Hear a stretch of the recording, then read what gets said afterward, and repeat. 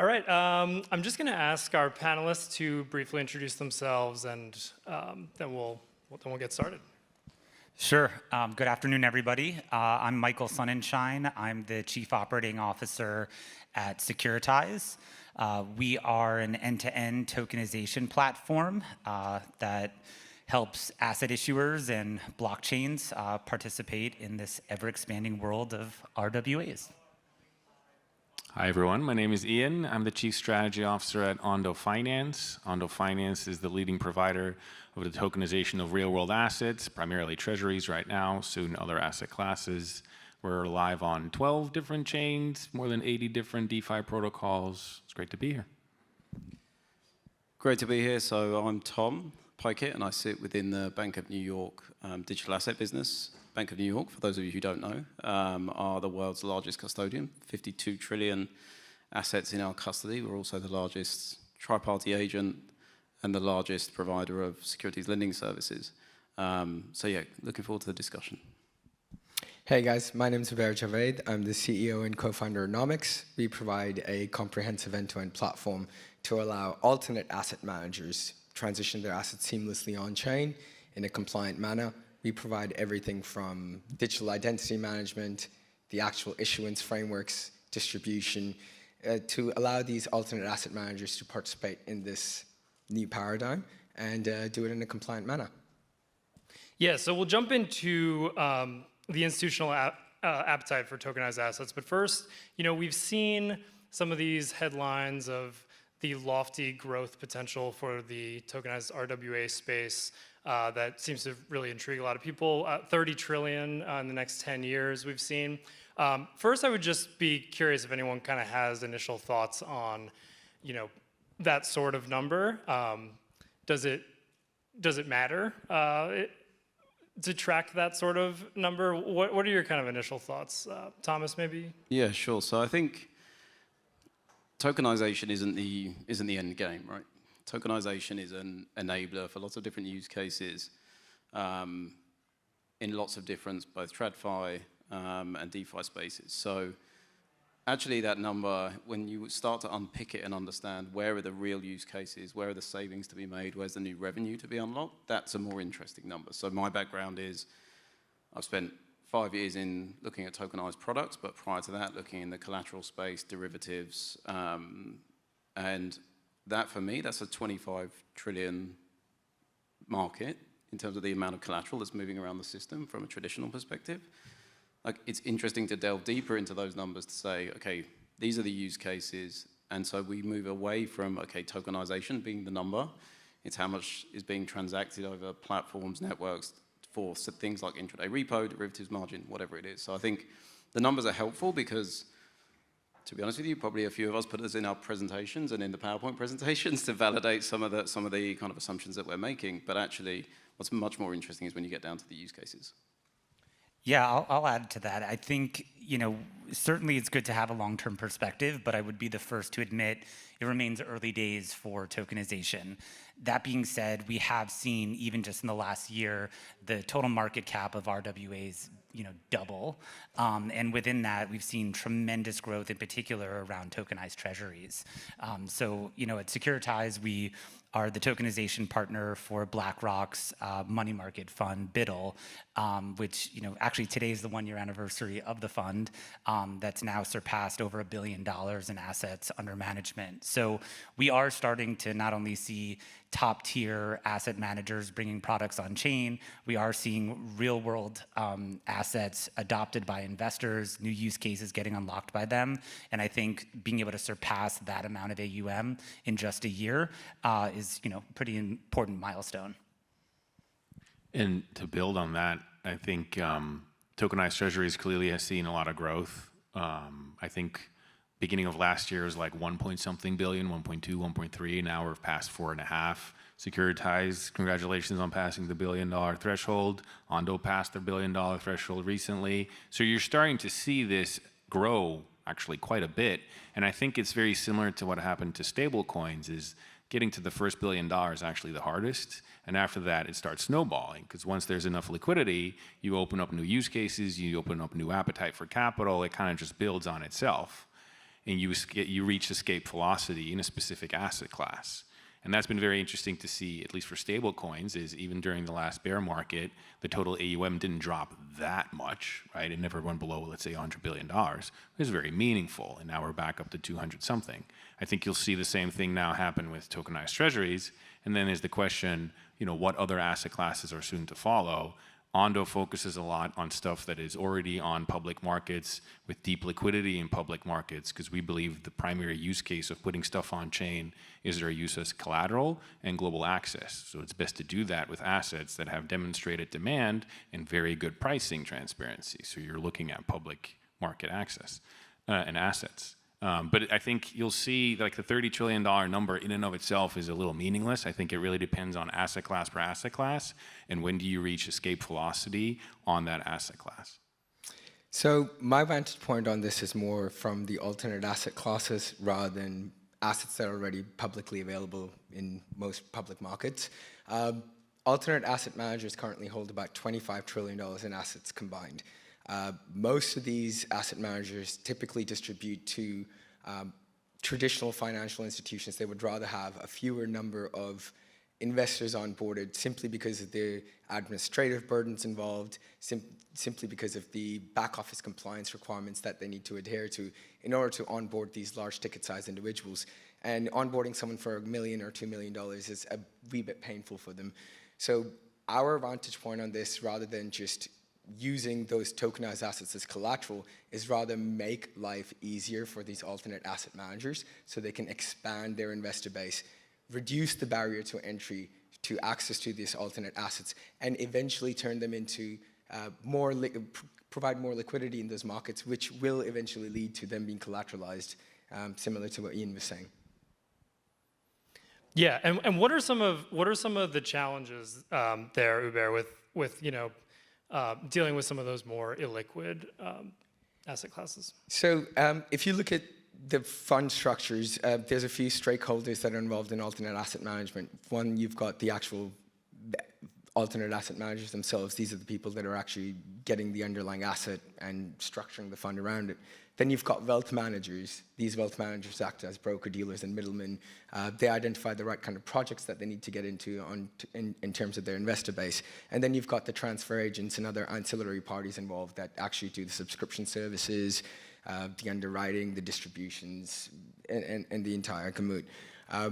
The challenges that we face with illiquid assets that are only being offered to very niche investors is the time frames are significantly longer. So it might take 3 years, 5 years of lockup period, where only institutional investors or very high net worth individuals are eager to invest in those products. This was historically true, but if you look at the report from BCG that came out recently, the global wealth pool of about $290 trillion is pretty evenly divided between institutions and high net worth individuals, almost a 50-50-ish split.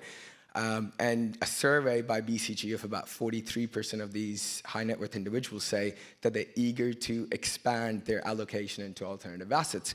But doing so is like pulling back teeth at the moment. They have to go through broker-dealers. There's a lot of intermediaries involved, which ends up eroding their bottom line revenue. So if you can provide them with a platform and a framework where the back office burden and the compliance burden is done programmatically, that will allow a much wider investor base to be bought on with a significantly lower ticket size. I'm still talking $1 to $5 million, but you don't have to have $50 to $100 million investments to get into these funds anymore. I actually share the same point of view with him on this, and I think that's actually a lot of what we're trying to focus on at Securitize, where underneath our corporate umbrella, we have a transfer agent, we do offer tokenization services, fund administration, fund structuring, broker-dealer, et cetera. And so when you try to think about what the barrier is for some of these asset issuers to access new pools of investors, in many cases, that is a bifurcated process because there's different legal counsel involved, different fund accountants involved, going to different services for compliance, onshore, offshore, everything from tax reporting. And so when you try and wrap that all under a single offering, it actually is allowing some of these issuers to bring products to market faster. And also by doing it on chain, I think another thing that's really great about RWAs is we're actually democratizing access to this, right? One of, I'd say, the heaviest areas of investment over the last couple of years has really been around private credit, especially in a lower rate environment. And to that exact point, this is typically something that is hard to access for everyday investors, even high net worth or accredited investors. But you're starting to see firms like Apollo and Hamilton Lane and folks like that that have partnered with us and really opening up these products to a wider audience, accredited investor audiences with lower ticket sizes, allowing them to actually, for the first time, really have a lower barrier to entry to what are typically harder to access investments. Yeah, and I do want to get, we can touch on private credit in a bit. Just back to tokenized money market funds, you mentioned BUIDL. Obviously, BlackRock throwing their name behind something helps growth in any segment. But if you could maybe speak a little bit to what the change really was in the growth of that, and what were the main drivers to institutions being interested in this sort of product? Yeah, so I think since BUIDL launched a year ago, it's now been launched across 6 different blockchains. So you have, a whole variety of different ecosystems showing different types of support and also bringing different investors to the table as a result of that. But objectively, what BUIDL offers is attributes and features that, quite frankly, investors can't necessarily get with their traditional counterpart. So turning on things like instantaneous redemptions on BUIDL or having daily dividends flow through to the product, those are not the types of things that investors are typically used to having when they just own a money market fund or, they own treasuries in a brokerage account or investment account.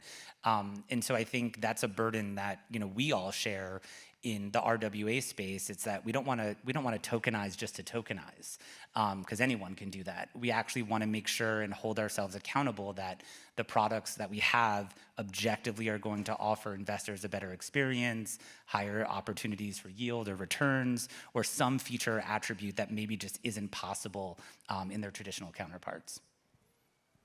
I think what you've seen with BlackRock and how they issue BUIDL as well, that it helps for companies like Ondo to kind of pilot something and pave the way for what some of these big institutions are thinking about doing.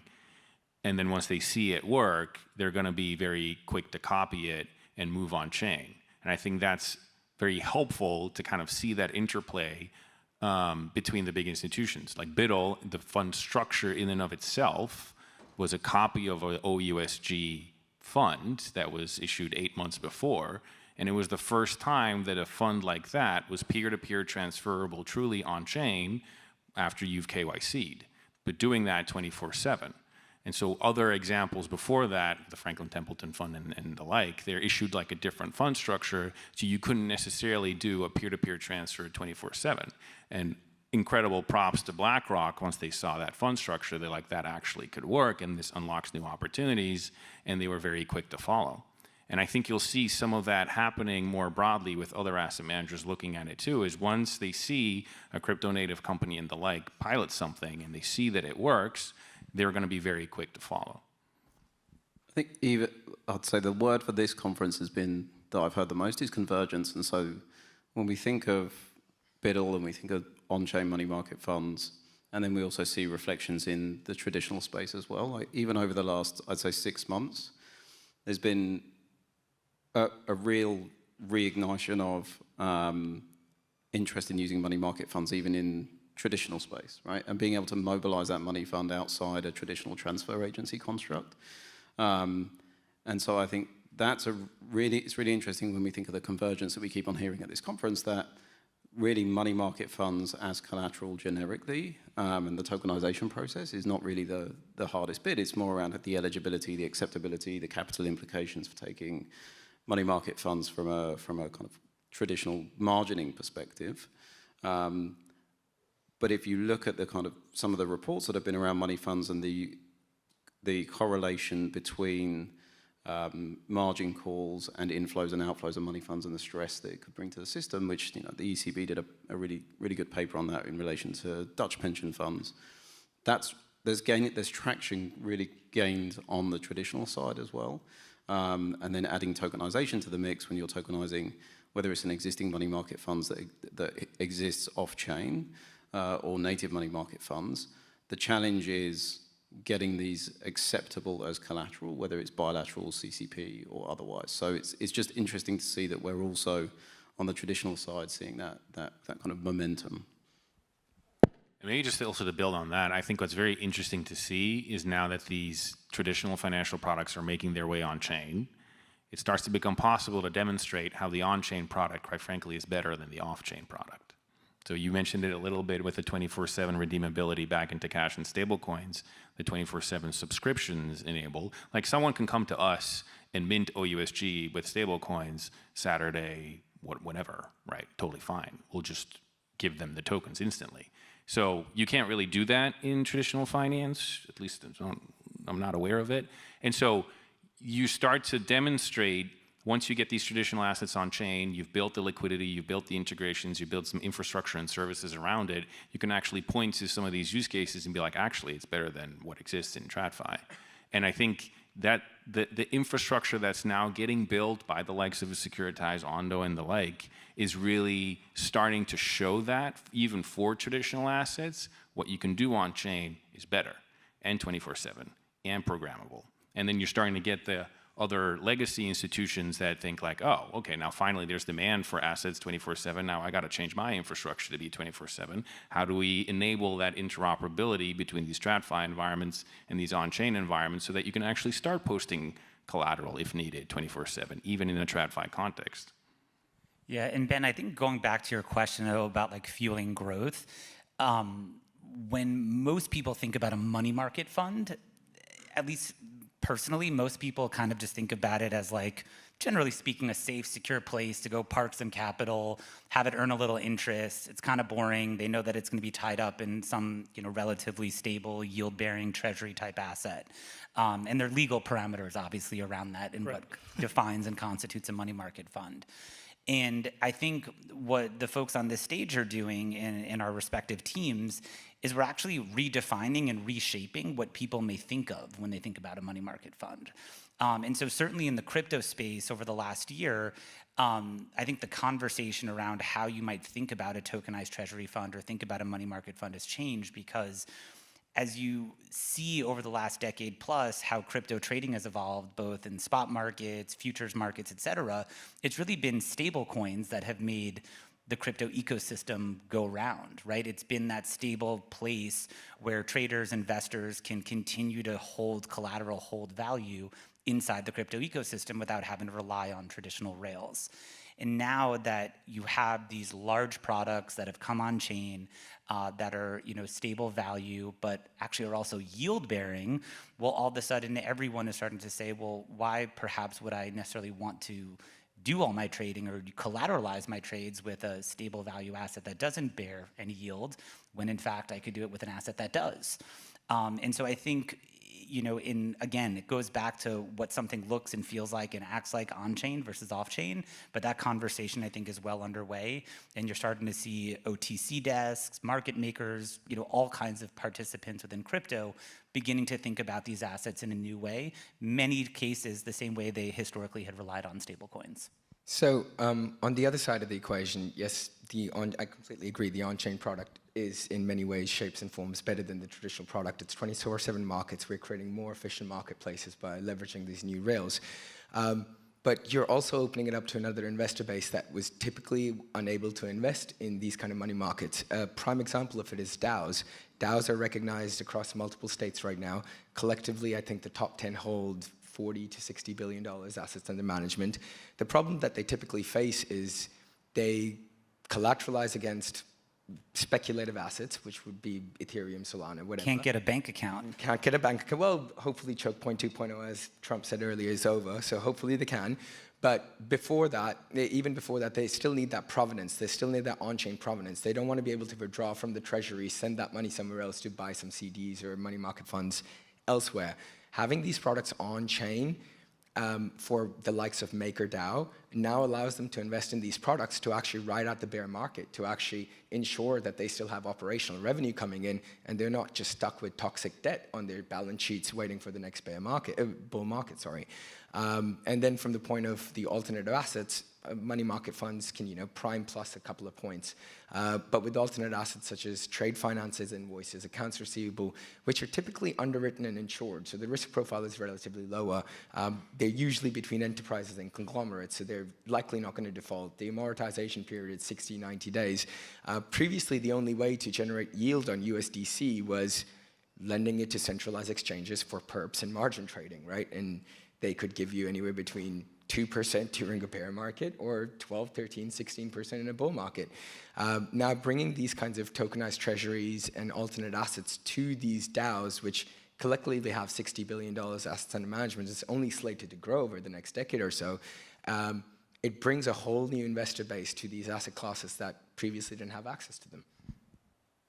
Yeah, a lot there. I did just want to go back to a point, and maybe Thomas, we get you in here, in terms of, and Michael, you talked about stable coins and money market funds, and would be curious of how you see the growth of money market funds potentially in tandem with stable coins. Right now, I think Ian said about 4 to 5 billion in tokenized treasuries. Stable coins are 220 billion or so. So how do you maybe see those kind of growing in the future, evening out potentially, and the different use cases for each one? And that's open to anyone as well. Oh, I thought you were asking the question to Tom. Listen, I think, I don't have a great chart to throw up behind me, but maybe we can tweet one out later. But the rate at which tokenized treasuries, tokenized money market funds are growing is many, many multiples of the rate at which stablecoins, grew in their earliest era. Obviously, if that trend continues, certainly remains to be seen. But I think as we're all discussing new use cases, new ways of thinking about these types of products, there's a high likelihood that it will continue to grow in this kind of a manner. That's not to say that stablecoins don't have a role or won't have a role in crypto. They most certainly will. But you are going to start seeing new and more unlocks around these tokenized treasury funds, money market funds, making their way onto exchanges and kind of being thought of and utilized in ways where I don't even know that they were even thought to be when they were first created.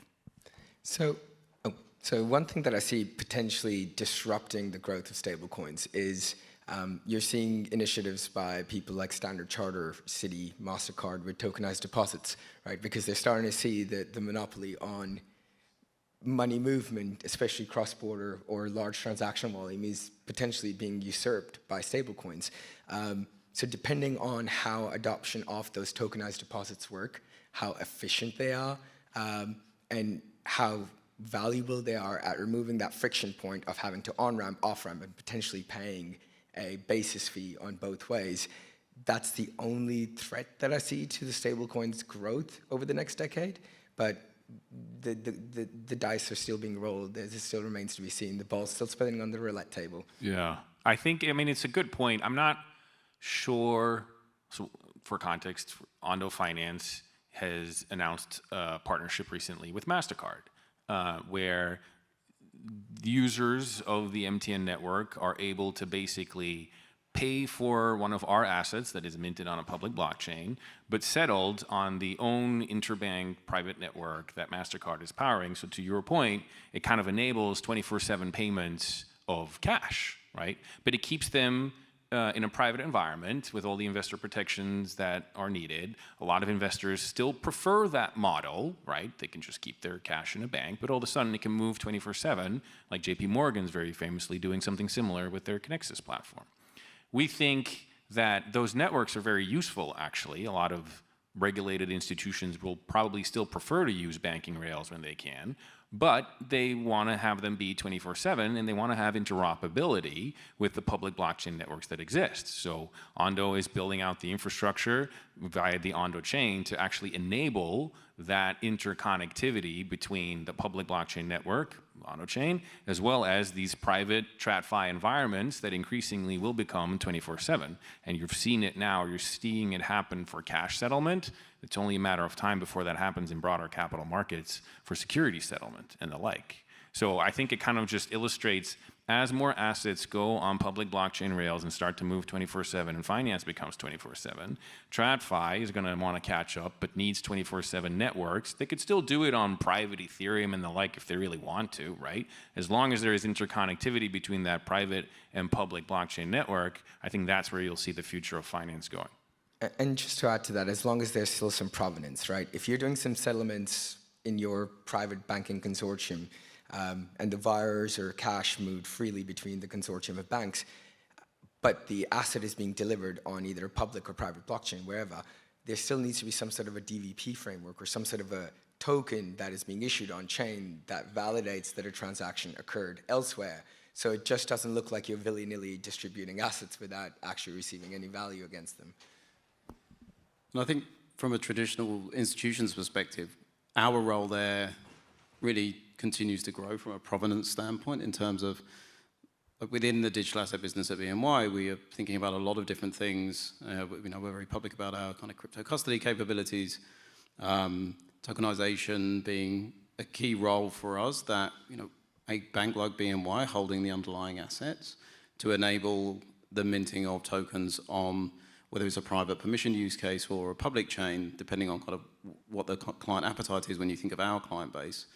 Our role will continue to grow in that space because firms are, as institutions come and get more involved in this space and look at utilizing these sort of new forms of assets or tokenized assets, they would look, some of the firms would want to have a partner that from a provenance perspective and from a safekeeping standpoint is holding them within a construct that they understand as a qualified custodian. So it's that kind of convergence point of that traditional institution and the capabilities that we have to enable new use cases from a tokenized standpoint.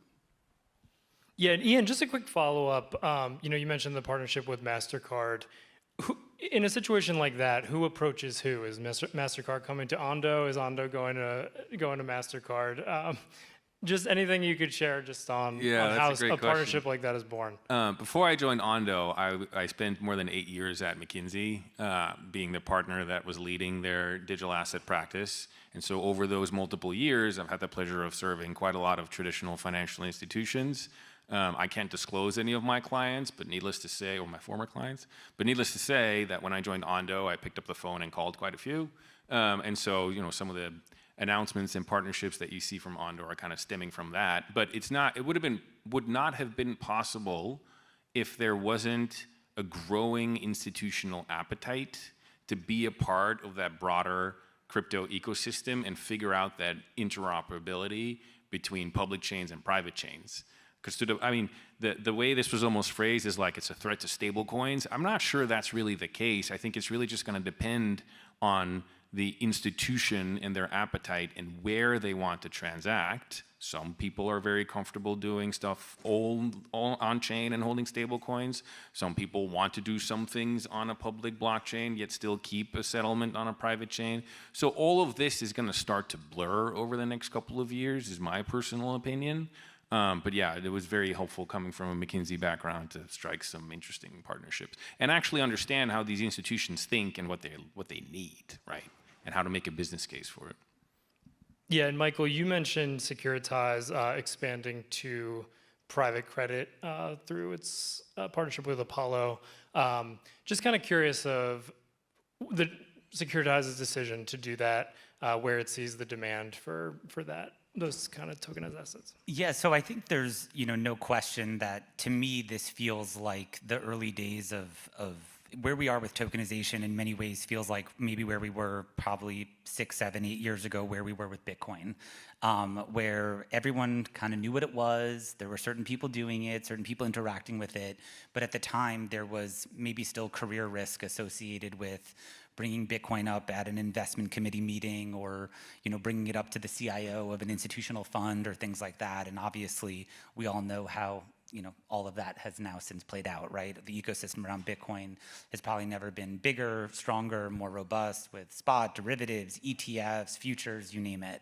And I think where we are today with some of these top tier asset managers like Apollo is they are, going hopefully beyond now that kind of first proof of concept, right? We're certainly proud of the work we did with BlackRock and Biddle, and for Apollo that has billions and billions of dollars under management. They really need to think about and work with a partner like us as to which types of products are actually good candidates for tokenization. Because again, it comes back to what I said earlier. We don't want to just tokenize to tokenize. We want to make sure that we're offering objectively something that enables investors in a way that supersedes its traditional counterpart. And I think as you see more and more of these asset managers coming and bringing products on chain, getting increasingly comfortable with issuing share classes of these products across multiple public blockchains, facilitating interoperability between each of these public blockchains. You're going to see more and more asset managers not only coming to bring products on chain, but bring more of their products on chain, sometimes even natively, as opposed to existing products and developing new share classes or feeders for the products they already run. Great. Yeah, and I guess Ian and Thomas and Ubair, just what's kind of next? Where do you see the growth areas of tokenization? What might you guys be working on? Yeah, we're very different in our perspective on it than many players in the industry. We've talked about private credit, and there's real estate, and there's private equity, but I hope someone figures it out to actually tokenize these things and brings more liquidity into these asset classes. I really do. They hope they figure it out. But in our opinion, that's just not the best place to start, because when you're dealing with these asset classes, there's information asymmetry on the pricing. It's just not a very easy asset to invest in per se. And that's in part why some of these investment minimums and accredited investor rules that existed is because you really got to look at the product in a lot more detail and figure out what the right price is. It's not just readily available. So I hope someone figures it out, but we focus on anything that is already on public markets. We started with treasuries, but soon it'll be stocks and ETFs, because they have brilliant pricing information, investment disclosures. It's kind of a no-brainer to start to put that on chain and make it globally available to an investor base that clearly wants access to US assets. Just look at stable coins and now treasuries. Soon it's going to be stocks. I think most exchanges and current distribution platforms are going to start offering stocks in addition to crypto. You've already started seeing it with like Crypto.com that started offering stocks quite recently, and look out for a couple more announcements coming up pretty soon. So most of these exchanges are going to want to start doing it with stocks, and ideally tokenized stocks, and that's where Ondo Finance and the Ondo Global Markets platform comes in. From a BNY perspective, we're really like I said at the top, we're really focused on the individual specific use cases. Collateral is an interesting one for us, given our place in the traditional markets.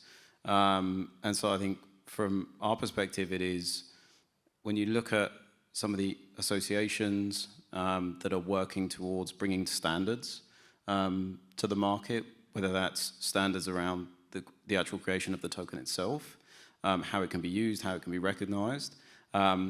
For me, I spend a lot of time looking at how we can advocate and work through those associations to make sure that we can really get a standardized approach, because if we're clear, a lot of the challenges that we see in the traditional ecosystem are because everybody's kind of running on slightly different standards, or sometimes very different standards. And so we really want to get that sort of foundational piece correct. And so some of the work that's again, public, that some of the GMEX subcommittee have done around the treatment of tokenized assets as collateral and trying to drive some advocacy there. For us, that's kind of a real kind of cornerstone of how we want to be involved.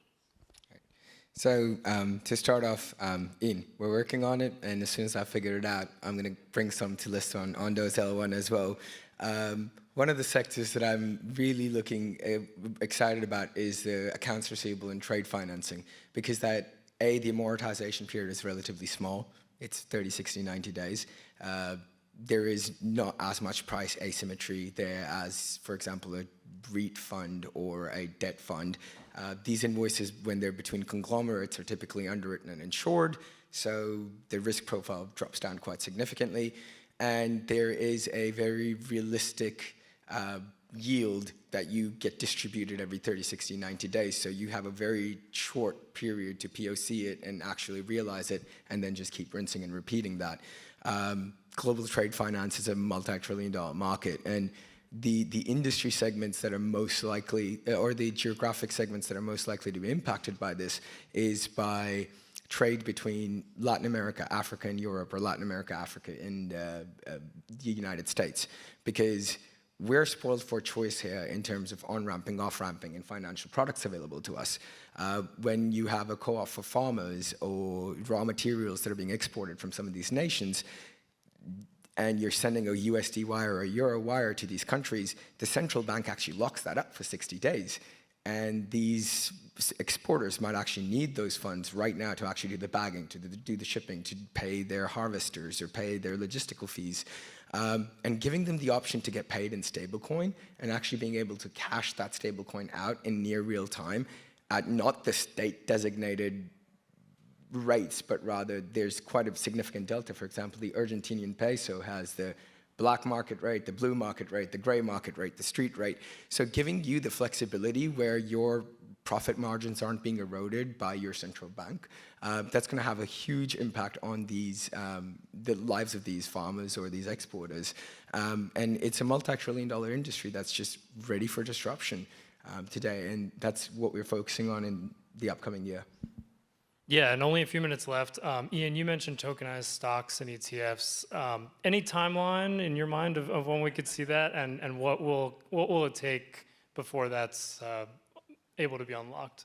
I'm going to be very cautious about giving any type of timeline on a public stage like this, but fair to say, I think actually it'll happen sooner than what a lot of people think. You know, I mean, I mentioned a couple of public examples as well. We know of quite a few other non-public examples as well. Like, people are working on it. So, you know, I can't commit to a specific timeline on a public stage like this, but I think most people looking back at 2025 will be like, oh yeah, that's kind of maybe the year that certain stocks are starting to move on chain. Great, yeah, and a couple minutes left. Just, we started with kind of some of those lofty predictions that we saw 10 years out. When you look 10 years out from now, we'll avoid any numbers, but how do you kind of see what the RWA tokenization category will look like? And I guess a tack onto that is what does asset management and distribution look like once we start tokenizing all of these different assets? Now, that's a great question. Because once you put these stocks and ETFs and other liquid products on chain, how you even think about composing an ETF, doing custom ETFs, doing all sorts of wealth advisory, robo-advisory on chain, that's when it gets really interesting, right? Right now, DeFi is this amazing technology stack. It's been applied to crypto. It's pretty robust. It works 24/7. But once you start feeding traditional assets into it, I think you're going to start to see real innovation happening on crypto, on crypto rails, like it has in the past, that simply were not possible on the current brokerage stack. And so I'm personally very excited to see what that level of innovation is going to look like over the next couple of years. You know, I was on a panel earlier this week, and my friend Christine Moy at Apollo talked about this exact thing, so I want to make sure I'm giving credit to her. But she was talking about leapfrogging kind of what's available today in a brokerage account or through traditional financial advisory, where in a future state, you know, perhaps as you earn your paycheck every 2 weeks through direct deposit, perhaps it's going to your wallet. And perhaps that wallet is predetermined and coded with smart contracts that are automatically, instantaneously taking what is dollars or however it is that you're being paid and automatically executing into a variety of on-chain products. Whether that's BIDL, an Apollo credit fund, or shares of Tesla, doesn't matter. But the whole, you know, idea today of how investors are always moving money between investment accounts and personal checking and savings accounts, or making sure that they have auto deposit, direct deposit, auto debits to pay mortgages, auto pay for bills, et cetera. As we, I think, increasingly go to a more wallet-centric way of thinking about financial advisory, wealth management, collateral management, et cetera, you can really see leveraging the technology that's at play here to automate many, many of these processes. So when you asked that question, it made me think of that clip from, I think it was Letterman show way back in the day with Bill Gates, when he goes on and he's like, the information superhighway is going to be in every office, every home. And at that time, it was quite fragmented, and you got a big cackle of laugh from the entire audience, right? And I think that's where we are today in the blockchain ecosystem, right? A lot of things are being done behind walled gardens. Your liquidity is fragmented across multiple chains. Things are getting better now with bridges, but it's still a level of fragmentation to this industry. To Thomas's points, once we actually build out some industry best practices that then turn into industry standards, which will drive that interoperability between private, public chains or chains that are typically fragmented, I think I can't put it better than Larry Fink himself, who said the next generation of assets will be tokenized digital identities and tokenized equities and markets, right? So I think 20, 30 years down the track, I think it's all going to be digital assets, but it's going to be done in such a seamless way where it looks, feels, smells like a traditional brokerage account, right? When you go to Fidelity or E-Trade today, you sign up with a username, password, you've got a two-factor authentication, you can use your Face ID to buy a stock or pay, you can link with Plaid to your bank account, transfer funds in, transfer funds out. If your interface looks exactly like that, with the added benefit of having 24/7 more efficient markets, the end user isn't going to know, and they're not going to care. And at Nomics, we don't actually say the B word or the C word. We don't say blockchain. We don't say crypto. It happens to run on blockchain infrastructure, but it looks, smells, feels like a traditional brokerage account.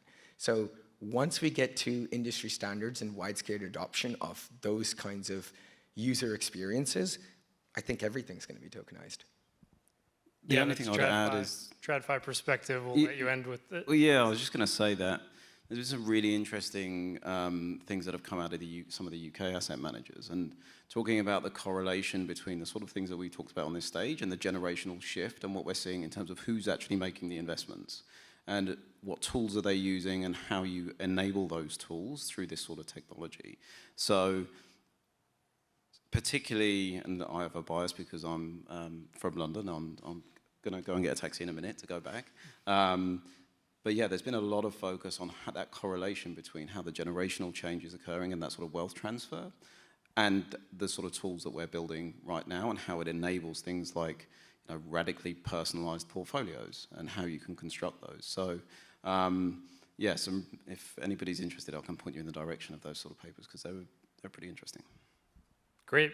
Yeah, so with that, we'll wrap up. Thomas has to catch a flight. I'm sure some of you guys want to watch some basketball, but we appreciate you sticking with us to the end of the day and hope you enjoyed the conference.